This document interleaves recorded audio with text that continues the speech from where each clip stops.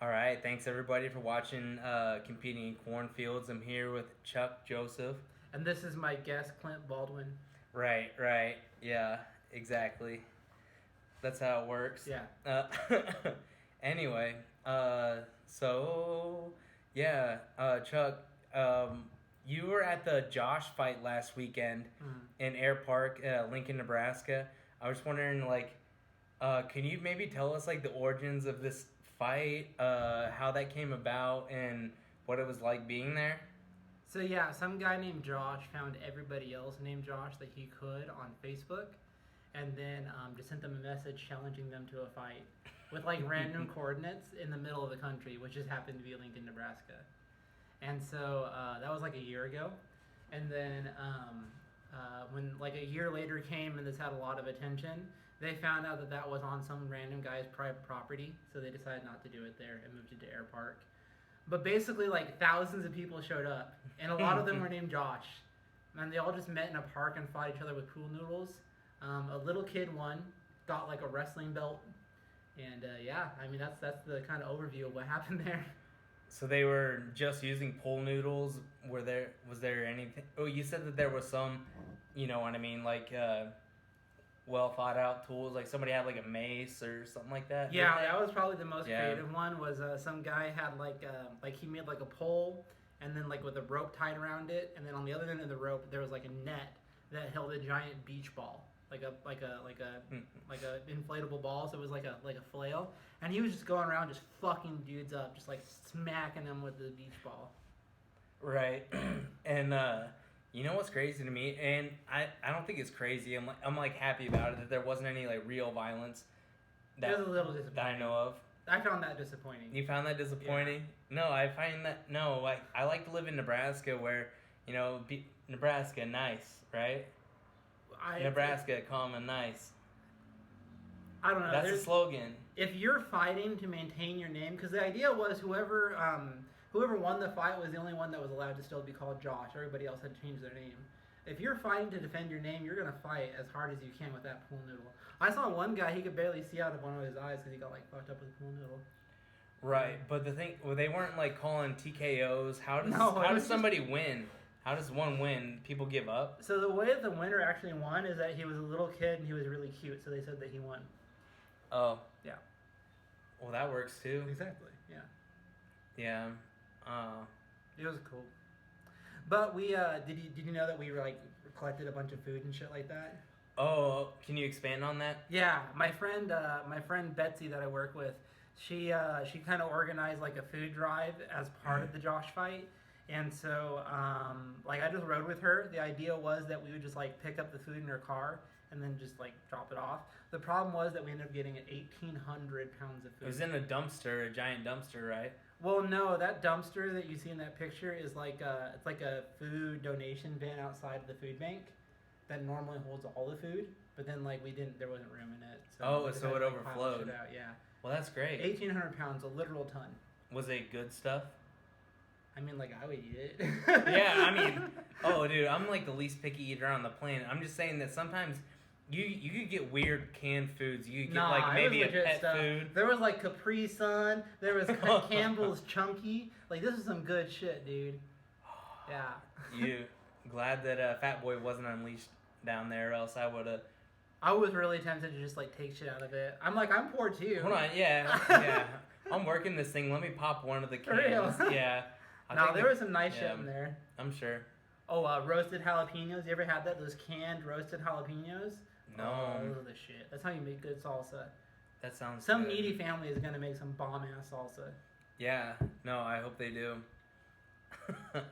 That's good.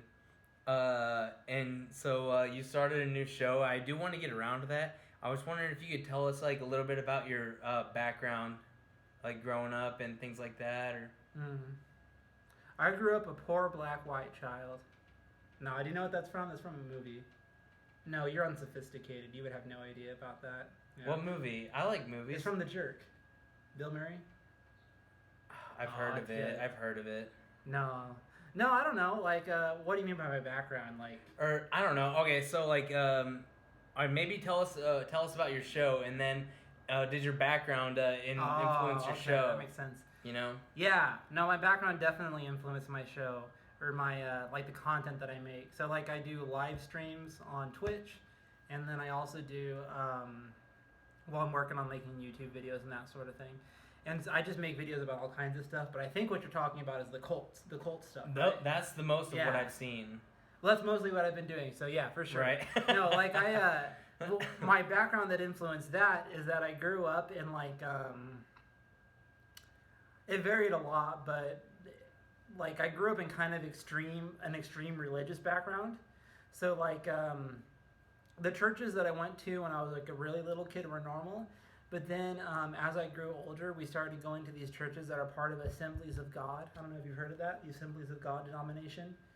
It's a pretty big denomination. It's like the biggest charismatic or Pentecostal denomination. Do you know what I mean when I say charismatic or Pentecostal? It's appealing to some people, maybe. It's like speaking in tongues and prophesying and all that really wild shit. And like in extreme cases, sometimes they like take up serpents and shit like that, like handle venomous snakes. We didn't do that. My church wasn't that cool, but we did lots of like prophesying and speaking in tongues. Like when I was at church, it was like more like actually at the church itself, it was more normal stuff because it was kind of a more mild congregation within that system. They wanted to keep getting members. Right, but then like when they would take us to like the camp, like the summer camps for teenagers and stuff like that, they would just go full bore, like crazy as shit. Like, have you ever seen the movie Jesus Camp, the documentary? No. Oh, okay. Oh, I think maybe was that in Arkansas or? I'm not sure where it was. It might have been Arkansas. I've seen something like that before on HBO. Yeah, for sure. It's about a camper. They have like little kids, and they do the kind of stuff that we used to do at summer camp. They kind of go a little bit harder. Like, there's a scene that's really famous where like there's all these little kids like, and they're bowed down and reaching their hands out and like praying to a cardboard cutout of George Bush. Oh. That's just pretty wild. We never did that, but like, but they definitely like held Republican politicians. Yeah, you can pick her up or whatever. Bell. In very high regard. Like we prayed for George Bush. I remember that. I remember being led in a prayer for George W. Bush. This is post 9/11. Yeah, exactly. So all the weird political stuff, but then like the craziest thing is there are people that would like supposedly speak for God. I don't know what your religious background is. In your church that you went to when you were a kid, did they ever have like prophecy and stuff like that? I know. I've just been like Protestant, Christian, like my whole life basically, and nothing crazy. Well, there's a lot of variety among Protestant Christians. Yeah, nothing weird. Yeah, so like the shit that I grew up in was kind of more towards the extreme end, but not like way on the fringe. But it was still pretty weird. Like there would be people where like God is like talking through them. Like they would say basically the code word was "Thus saith the Lord." If they say that, that means God is talking through that person, and whatever words come out of that mouth, that was God's words. And they always spoke in King James English for some reason. That's what God speaks, is King James English. They never went out of character. No. And then and like it's the craziest shit. Like sometimes they would just deliver general religious messages, but sometimes they would get really specific. Like I remember my youth pastor was thinking about whether to go to college or not. And he told this like prophetess that was running this camp that we went to in, I think it was in the winter. And then in one of the services, she starts prophesying and God is talking through her and like tells this guy that he should stop being a youth pastor and should go to college. And so he did that because this chick told him to, saying that God told him to do that. So that's the kind of like weird culty shit that I grew up in. And then, as a teenager. And then as I got older, the kind of things that I was taught in that system and also just kind of like my own psychological shit, it drove me to getting involved in the anti-abortion pro-life movement. And I became exposed to a different cult that like a really culty cult that I actually joined when I was 18 and like lived on their property and like worked for them full time. How similar was it to Waco? Not at all. Not at all? No. So there's like... But, hold on, I don't know, just keep going. No, what were you saying? I want to hear your question. Well, was it like mostly wholesome besides like the wife stealing and stuff like that? Well, wholesome is debatable. You know what I mean? A lot of people, like conservative Christians, would take a look at the stuff that we did, and they probably would like most of it if they were like super hardcore conservative Christians. But like moderates would be like, "Oh, that was gross," or like, or if you're any kind of liberal Christian, you would have just thought like, "Why are these people doing this? Like, this is bad." But there wasn't like wife sharing and stuff like that. But was there like cool rock bands, everybody working together? You know? No, there was definitely a lot of work. The word work sounds very familiar. Work, yeah. Because there's like levels to cults, right? Like, have you ever heard of the BITE model? No. So it stands for. I took notes. So it's like these 4 criteria by which you judge an organization or a movement or whatever to determine if it's a cult. I don't think it's a perfect model because it leaves a lot of stuff out. So like if a cult doesn't meet the BITE model, it still might be a cult. But if your organization meets the BITE model, it's definitely a cult. And so it stands for B, behavior control, I, information control, T, thought control, and E, emotion control. And then there's like specific things for each one, like where you would rate it to try to see like, oh, is this a strong thing? Is it severe? Do they do it at all? And if they have several in each category, they're probably a cult. And so like you can see, I did this for this organization, and they have something in every single category, more than one in every single category. And then I rated them from moderate to severe. And if you look at the moderate to severe rating, they don't have a lot of stuff in severe. So it's not as if they're like a particularly egregious cult, but they're like definitely a cult because they meet all the criteria, if that makes sense. Can you leave? I mean, you're allowed to leave, but it's kind of hard. So like leaving, that's a good example. That goes under, I don't know which one of these it would go under exactly. Steve Hassan, who came up with the BITE model. Yeah, kind of behavior probably. I can't recall exactly. But the reason it would be hard to leave is a lot of people kind of got trapped there because it caters to young people, the cult that I was in. So the cult was like a radical anti-abortion cult, right? And so there was all sorts of denominations of people that would go into it. There's Catholics, there's Protestants of all different sorts of stripes. Was it all Christian or? Yeah, you were required to be a Christian if you wanted to join. Yeah. You had to go to a church every Sunday morning if you wanted to be there. That's kind of based. Anyway. But the reason that people would get trapped is because it would attract very young people who didn't have a lot of money. And so you would join it. Teenagers.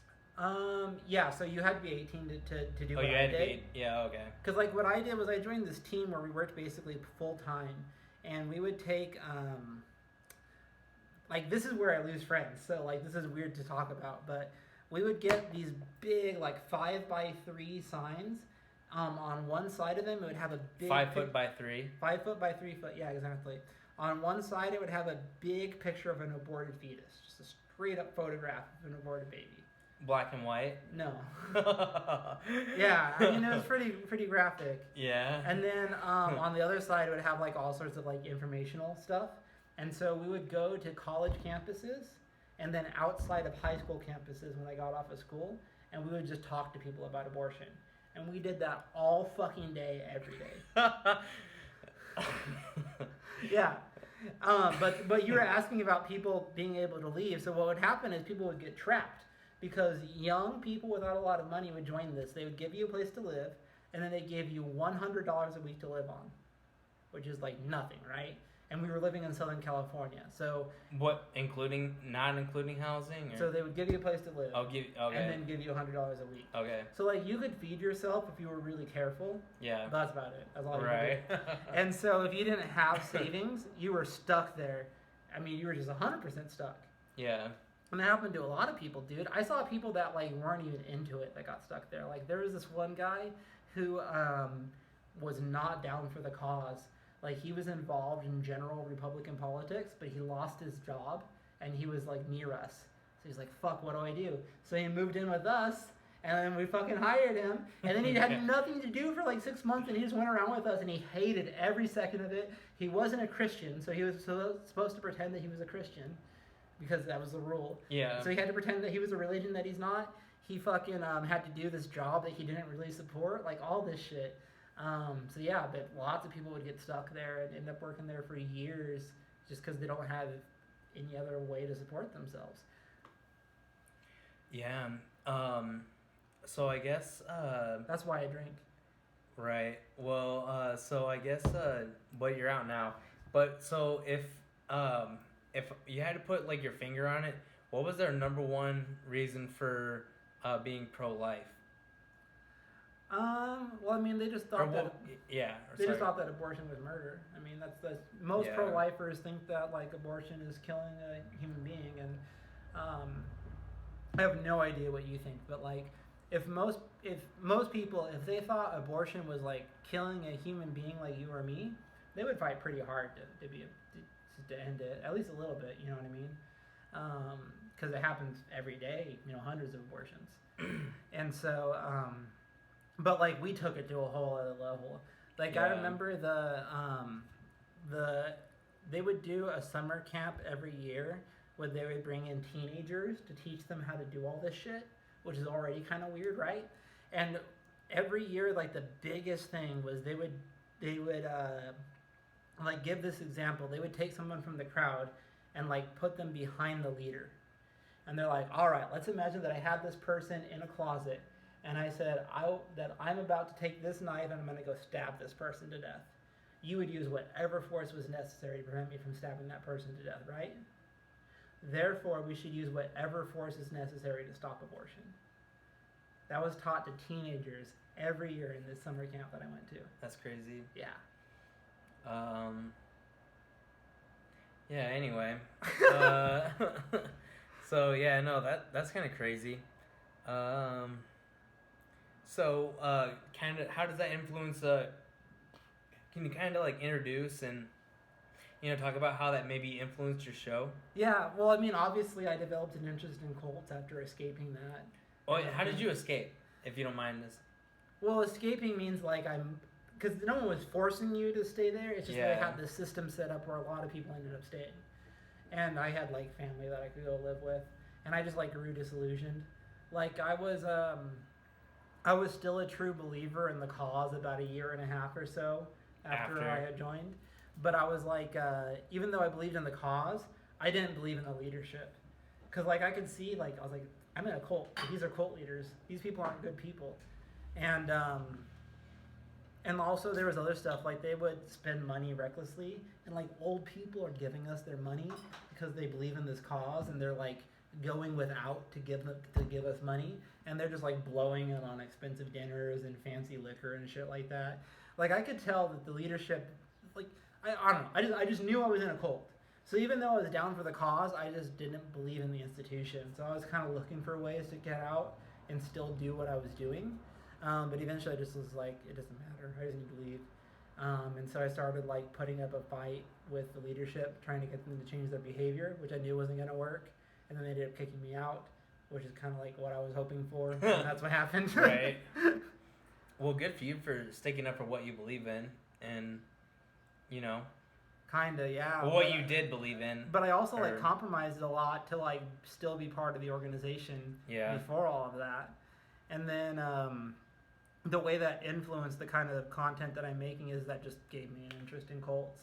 And so I've been like researching cults my whole life ever since then. So where can people see your content? You can go to Twitch TV/MacChuck 9mm. So that's MACCHECK 9mm. Twitch TV/MacChuck 9mm. Or you can also just look up Chuckleberry the Magnificent on Facebook or YouTube. All my shit's on there. Chuckleberry the Magnificent. So what have you been covering on your show as of late? So the last thing that I did yesterday was I found this advertisement from a guy who claims to teach one-touch death techniques. And so I watched his full like fucking infomercial for his tutorials where he'll teach you how to kill somebody by like flicking them. That was fun. And so like what I just do is I find weird, like extreme or interesting content, usually cults, but sometimes like other stuff that's just interesting to me. Yeah. And like I watch it and talk about it. I'm working on like edited videos and stuff like that about that sort of subject too. The main one I've been looking into recently is Unicult. Have you watched any of my stuff about Unicult? Yeah, that's what really. Well, like we're friends and like we see each other all the time, but We're not friends. I don't like them. Anyway, but so whenever I saw that, I looked at it and I was watching your live stream and I remember commenting like, Chuck, what is this? Yeah, and like what did you see on the screen when you tuned in? It was about the Unicult, like the one chick, and then she's like, I don't know, she's got like your hair and makeup and I guess makeup and stuff like that. Anyway, so can you tell us about the Unicult and your findings, I guess?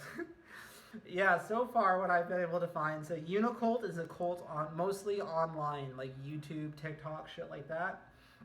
And they have a Discord where they talk to each other, Facebook groups, that sort of thing. And they're led by Unicron. Unicron is a mildly insane hippie living in Pasadena, California, who runs a cult. She describes herself as a pop cult star. And is that kind of like Jeffree Star? Do you know who Jeffree Star is? I know who Jeffree Star is. I don't know if he has a cult. Does he have a cult? That'd be dope. Probably. I would join that cult if he has one. Isn't he fucking Kanye West? That's what I heard. I heard that he's having an affair with Kanye West. I don't think That's what the internet tells me. It's probably true. I don't know, but comment I don't think below so. if you think Kanye West and Jeffree Star are fucking, because I think they are. Give a like and subscribe if you think that they aren't. Yeah. But no. Unicult believes that she is an alien. She's an Arcturian specifically. Have you heard of Arcturians? Where are they from? Arcturus, of course. In another galaxy? They're in another dimension. Get with the program. Okay. You don't know shit about this, do you? Dude, I know that there are infinite galaxies. Do you? Yes. Oh, of course there are. And then, but specifically, she's a starseed. So some Arcturians aren't born on Arcturus. They're born on our planet as starseeds, and that's what she is. Okay. So she's an alien. She can channel their like wisdom, and she can telepathically communicate with them, and give us their wisdom. And she's the leader of this cult. I don't know. She's a character. She's really wild, and yeah, man, it's just awesome. It's just like an amalgamation of all the craziest New Age ideologies put into one like 23-year-old woman, something like that, who just got lucky and runs a fucking cult. It's really cool. I'm gonna join. So I remember we were watching the fights the other day and the other night, and you like basically like asked me to join. Yeah. And so at this point, I have to ask like, how much of this is like satire, or is this real, or? Well, everything is real. I'm not like making anything. Right. Yeah.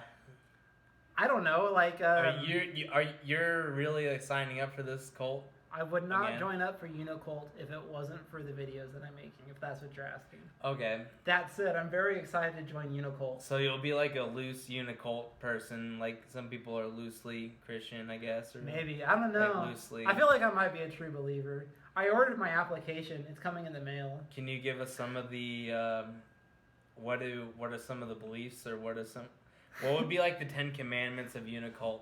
Oh no, that's hard. Or maybe 2 commandments. So the first commandment of Unicult is if you're going to have sex with a sex robot, you have to gain consent first. I would say that's by far the most important. How does one gain consent? You like have conversation, wine and dine them, that kind of thing. What do you mean? How do you gain consent? Haven't you gained consent of a woman? It's the same thing with robots. What are you, some kind of bigot? What's the second commandment? I guess the second commandment would be to sign up for Unicol's telepathy classes, which are $5.99 a month, so you can telepathically communicate with the Arcturians. This is kind of making more sense now. Yeah. Yeah, membership costs money, as far as I can tell. I don't know. I'm not a member yet. I've only ordered my application, which cost $11.11. I think this is like a poor man's Scientology in a lot of ways. I think Is a it lot self-help? Or yeah, there's definitely a lot of self-help vibey kind of shit. is it like guys getting help talking to girls? Or is it just like your whole life thing? Or I don't know. No. Is it like every aspect of your life? Or? I don't know, man. I mean, she talks about everything. Like if I look at her fundamentals of Unicult section on YouTube, there's like sermons. She has like Sunday sermons that she does. Those are the best. So she does like cam church every Sunday, which is where she does like a church service on YouTube, and she just does the weirdest shit. It's awesome. But like the subjects will range from anything from like sex robots to like how to have a good relationship with drugs, like the What role does she of say music about in that? your life. What does she say about having a good relationship with drugs? I don't find a lot to argue with her on that, which is it's just like take whatever you think will be beneficial to you, and then constantly examine if it's actually beneficial to you or not. It's kind of her take on it. But the funniest thing about that is I remember watching a cam church one time where she has like a donation bucket, like a big bucket where you would put money in to donate to the cult. And it was empty, and she was showing it to everybody. And she's like, the reason this is empty is because my friend who's addicted to heroin was staying with me last night and stole all this money and left in the middle of the night. Of course. Yeah. Yeah, no, that's crazy. So, let's see. How much of your thing with Unicult is satire, and how much of it is real? If you are at liberty to say. Well, this may come as a shock to you, but I don't actually think that Unicron is an alien from the planet Arcturus. You don't believe her? No. Okay. All right. But I that do. makes me feel better. I do legitimately enjoy like her YouTube content, and I think I would probably have fun hanging out with the other cult members. So like when I apply, like I'm actually gonna hang out with them. Do you think they're probably like you, kind of like this is crazy but kind of fun to watch? Oh no, they take it seriously, dude. Yeah, I mean part of it is like research for the video. So I'm trying to make like a long, detailed, really well researched video about the cult, because a lot of the media coverage of it has been really shitty. Has there been much media coverage? Yeah. Like Vice did one that was really popular. Oh really? Started MTV. I'll check that out. But they all try to make it out to be like this really destructive thing. I think most people just don't realize there is such a thing as a benevolent cult, like a cult that really means well for its followers. That shit exists. But then even among cults where the leaders have the best interest of the followers in mind, there's still a wide spectrum of how dangerous it can be. Like if you think about, have you heard of the Heaven's Gate cult? Yeah. Right, so those were true believers. The guy who ran it was a true believer. He killed himself, but like they all fucking died. So that still wasn't a good thing. Unicult, I think that everybody's kind of a true believer. I think Unicron really does care about her followers and wants to benevolently brainwash them. So I don't think that people are going to be drinking like cyanide-laced Kool-Aid in this cult. I think most people are going there and just like finding a community that they can connect with, and like learning things that might help their life. But I don't know. Yeah. I wouldn't be surprised if my opinion of them changes when I start interacting with the members more. They start charging you more money. That too. I wonder how much money I'm going to get taken for. That might be part of it. So far, $6 isn't the worst. $5.99 isn't the worst ever. So far, I've spent exactly $11.11. So we'll see. I don't know. Like maybe she'll say that she's gonna charge me for membership after I've applied. I wouldn't be surprised about that. We'll find out. I just don't know yet. Was it? Did her website address end in fans only? No, but it is like a sketchy ass URL. It's like UNIV3RS3 dot like some weird extension. That's funny. All right, so enough of that. So how did you get into jiu-jitsu? So yeah, like I didn't grow up doing any like athletic stuff really. No sports? No, like I was kind of interested in MMA and fighting and stuff like that. So every once in a while I would like start something, but I would like stop it like a month or two later. So like I joined the wrestling team, and then I got suspended because I like got in a fight with somebody at school, and they made me take 2 weeks off. And during that 2 weeks, I ate just like a bunch of pizza and like fucked off. And then I just did not want to go back to class after that. So I did wrestling for like a month, or like I would sign up for judo and I would do judo for like a couple months and just give up because my back hurt, like shit like that. Yeah. I just didn't have an athletic bone in my body. And then when I was like 29 or something like that, I was just like super fat and depressed and felt shitty all the time. And I didn't know what to do about it because I didn't feel like I could stop eating junk food and shit all the time. I didn't feel like I could stop. What drinking. do you mean by fat though? Because you're like a thin guy. So I was above 300 pounds at some point in my life. No way. The part where I'm talking about, when I was like 29 years old, I think I was like 280. But I had been heavier before that. That blows my brain, or that blows my mind. Dude, it trips me out too. And so then, you've lost over 100 pounds? Yeah, exactly. I'm like around 160 right now. And How did you lose 100 pounds? Well, I don't know. We're bouncing around a lot. The Yeah, main reason I lost... So, let's back up. So, what happened was I was fat as shit and I drank all the time. I drank tons of alcohol, ate a bunch of crappy shit all the time. Beer? Yeah, exactly. And I thought that I, like, couldn't stop. Like, I was, like, addicted to it. And then I took acid a couple times, and like, that convinced me that I could make all these changes. And so I just thought, like... So I just, like, started working out, eating healthier and shit like that, and, like... It was like dramatic. Like the pounds started dropping off.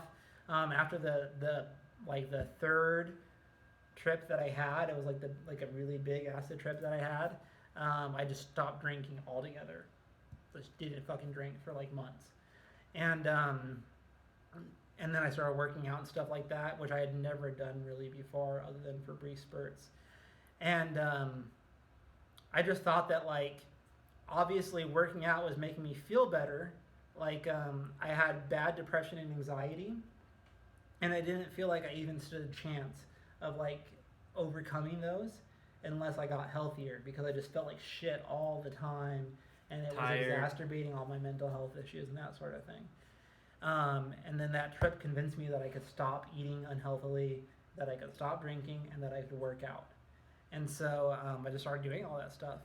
But I still was having a hard time with the working out thing because I just wasn't used to it. So I thought I needed to find something to motivate myself to work out apart from just the fact that it was making me feel better. And I was like, oh, well, I'm into this MMA shit. Like, I'll just fucking do jiu-jitsu. And then I just got, like, badly addicted to it, and it just consumed my life. Well, that's good. Yeah. Yeah, so you've been, like, regularly competing in tournaments. Do you have any plans of being in any tournaments? I hope so. I just got hurt recently, so I've been taking some time off. So, yeah, I mean, as soon as I'm better and I've been practicing for a while, I'll go back to competition. I really like that. Is there any best way that you prepare for a competition? Well, I mean, I haven't done, like, that many, so I don't feel like I'm an expert. How many have you done? I've done 3. Okay. But how do you prepare? Or do you have any do's or don'ts that you found for yourself? Well, don't do what I do, because what I do is not a good idea. What I usually do is I try to like, okay, well, I'm going to go one weight class under whatever I'm at right now, and then I get stressed because of work and shit like that, and I fail at that. So then I like change my registration to the higher weight class, and then I get my ass kicked. So I wouldn't do that. Right. And just one of my kiddies, one of my things that I would say for jiu-jitsu competition is if you are, I don't know, I wouldn't cut weight. You know what I mean? Yeah. Like, they don't make you weigh in right before, but chances are you'll get lumped in on weight classes, and, you know, I would just do, like, a weight. You might even have to weigh in with your gi, you know? Definitely find that out beforehand. Yeah. And do all that. So I would not recommend cutting a bunch of weight, if any, for jiu-jitsu. And a lot of people like to sign up for Absolute anyway. Yeah. Right? So, yeah, I mean, there's that, too. And, yeah, what I need to do is I need to, like, keep my weight consistent before I decide to sign up for a tournament, and then just compete at whatever my natural weight is. Yeah, there's no, I don't think there's any real, you know, benefit in, like, especially with same-day weigh-ins. Yeah, that's you know, that's tough. You're going to have to, you know, jiu-jitsu match in. But see, an like hour or I so. haven't actually ever cut weight for a jiu-jitsu tournament. But what I would do is like I would decide that I want to do a lower weight class than what I am, like a month or two ahead of time, Mm-hmm. and then I just don't put in the willpower to like make sure that I meet that weight at that time. So a few weeks ahead of time, a few weeks before the tournament, I always just like change my fucking registration. Yeah. No, I hear you. And at one jiu-jitsu tournament I was at, they're like, all right, we're going to do 186 pounds and up. So I'm like, good thing I didn't cut weight to get under. Yeah, I know shit, dude. Like we're doing absolute. Like, good thing I didn't pay for absolute either. But Yeah, that's basically absolute, just without calling it that. Right. That's ridiculous. Yeah. So any people, places, or events to shout out? We'll definitely go to twitch.tv/MacTruck9mm and then search for Chuckleberry the Magnificent on YouTube and make sure that you sign up for that shit. Yeah, and definitely Clint Baldwin on Messenger. If you all would like, if anybody would like to talk, or if you're interested in anything or have any knowledge about a certain subject, like let's talk about it, or like to compete. Shout out to 360 Fades Barbershop here in Lincoln. Shout out to Capital City Jiu-Jitsu. Shout out to Lincoln Brazilian Jiu-Jitsu. Shout out to everybody. Yeah, I have questions for you. Can I ask you questions? Oh, 100%. So, this might be a little serious, so if you want to cut this out, I understand. This is kind of getting personal. But would you rather fight a horse-sized Anderson Silva or 12 duck-sized Colby Covingtons?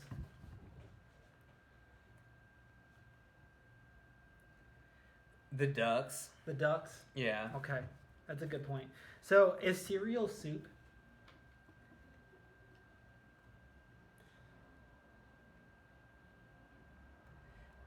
No, I feel like Wrong answer. And then, what is your online banking password?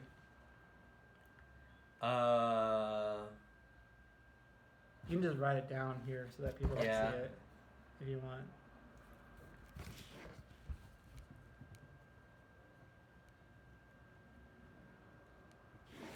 That makes sense. Anyway, man, Right. It's been real. Balls and wieners, 1, 2, 3. Just kidding. All right. Well, definitely thanks a lot, Chuck. Yeah, man. That's Chuckleberry the Magnificent. And, hit me up. Let's go. Thank you.